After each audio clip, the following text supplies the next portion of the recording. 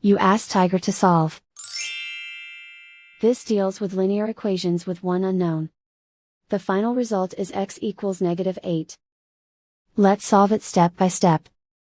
Group all constants on the right side of the equation. Subtract 5 from both sides. Group like terms. Simplify the arithmetic.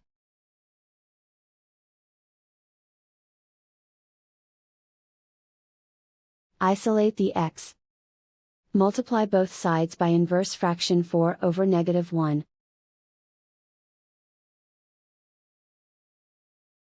Group like terms. Multiply the coefficients. Simplify the arithmetic.